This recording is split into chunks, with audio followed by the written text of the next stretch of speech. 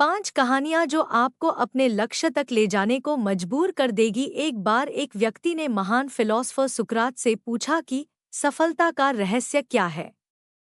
What is the secret of success? सुकरात ने उस इंसान को कहा कि वह कल सुबह नदी के पास मिले, वहीं पर उसे अपने प्रश्न का जवाब मिलेगा। जब दूसरे दिन सुबह वह व्यक्ति नदी के पास मिला तो सुकरात ने उसको नदी में उतरकर नदी गहराई की गहराई मापने के लिए कहा। वह व्यक्ति नदी में उतरकर आगे की तरफ जाने लगा। जैसे ही पानी उस व्यक्ति के नाक तक पहुंचा, पीछे से सुकरात ने आकर अचानक से उसका मुंह पानी में डुबो दिया। वह व्यक्ति बाहर निकलने के लिए झटपटाने लगा, कोशिश करने लगा, लेकिन सुकरात थोड़े ज्यादा स्ट्रॉन्ग थे। सुकरात ने उसे काफी देर तक पानी में डुबोए रखा। कुछ समय बाद सुकरात ने उसे छोड़ दिया और उस व्यक्ति ने जल्दी से अपना मुंह पानी से बाहर निकालकर जल्दी जल्दी सांस ली। सुकरात ने उस व्यक्ति से पूछा, जब तुम पानी में थे तो तुम क्या चाहते थे? व्यक्ति ने कहा, जल्दी से बाहर निकलकर सांस लेना चाहता था। सुकरात ने कहा, यही तुम्हारे प्रश्न का उत्तर है। जब तुम सफलता को उतनी ही तीव्र इच्छा से चाहोगे जितनी तीव्र इच्छा से तुम सांस लेना चाहते हैं, तो तुम्हें सफलता निश्चित रूप से मिल जाएगी। अभ्यास का महत्व। प्राचीन समय में विद्यार्थी गुरुकुल में रहकर ही पढ़ा करते थे। बच्चे को शिक्षा ग्रहण करने के लिए गुरुकुल में भेजा जाता था। बच्चे गुरुकुल में गुरु के सानिध्य में आश्रम की देखभाल किया करते थे और अध्ययन भी किया करते थे। वरदराज को भी सभी की तरह गुरुकुल भेज दिया गया। वहां आश्रम में अपने साथियों के साथ घुलने मिलने लगा, लेकिन वह पढ़ने में बहुत ही कमजोर था। गुरुजी की कोई भी बात उसके बहुत कम समझ में आती थी। इस कारण सभी के बीच वह उपहास का कारण बनता है।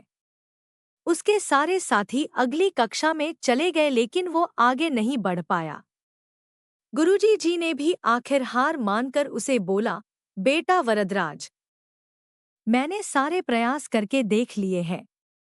अब यही उचित होगा कि तुम यहाँ अपना समय बर्बाद मत करो। अपने घर चले जाओ और घरवालों की काम में मदद करो। वरदराज ने भी सोचा कि शायद विद्या मेरी किस्मत में नहीं है, और भारी मन से गुरुकुल से घर के लिए निकल गया। दोपहर का समय था। रास्ते में उसे प्यास लगने लगी। इधर उधर देखने पर उसने पाया कि थोड़ी दूर पर ही कुछ महिलाएं कुएं से पानी भर रही थी। वह कुएं के पास गया। वहां पत्थरों पर रस्सी के आने जाने से निशान बने हुए थे, तो उसने महिलाओं से पूछा, यह निशान आपने कैसे बनाए? तो एक महिला ने जवाब दिया, बेटे, यह निशान हमने नहीं बनाए। यह तो पानी खींचते समय इस कोमल रस्सी के बार बार आने जाने से ठोस पत्थर पर भी ऐसे निशान बन गए हैं। वरदराज सोच में पड़ गया। उसने विचार किया कि जब एक कोमल से रस्सी के बार बार आने जाने से एक ठोस पत्थर पर गहरे निशान बन सकते हैं, तो निरंतर अभ्यास से मैं विद्या ग्रहण क्यों नहीं कर सकता? वरदराज ढेर सारे उत्साह के साथ वापस गुरुकुल आया और अथक कड़ी मेहनत की। गुरुजी ने भी खुश होकर भरपूर सहयोग किया।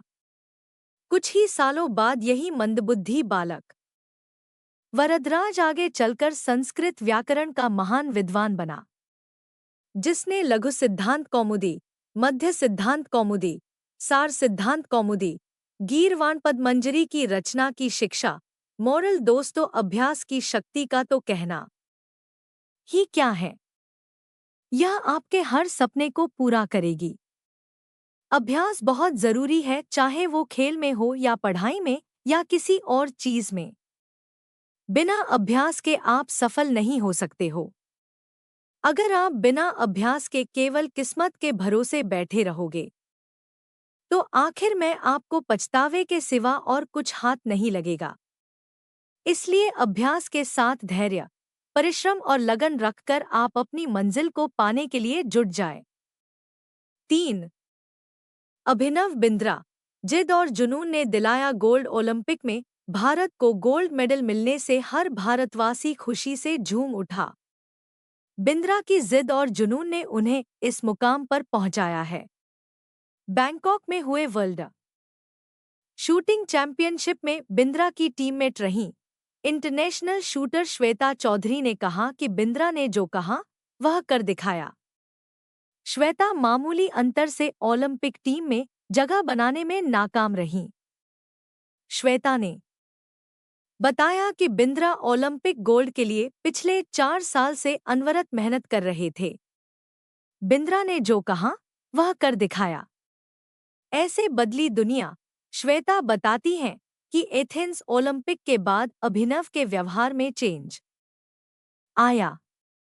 एथेंस ओलंपिक में पदक हासिल न करने के बाद ही उन्होंने निश्चय कर लिया था कि वह अगला मौका बीजिंग ओलंपिक नहीं गंवाएंगे। एक स्मरण सुनाते हुए श्वेता ने कहा कि बैंकॉक में वर्ल्ड चैंपियनशिप के दौरान जब भारतीय टीम के अन्य शूटर शाम को शहर घूमने गए थे, बिंद्रा जिम में एक्सरसाइज कर रहे थे।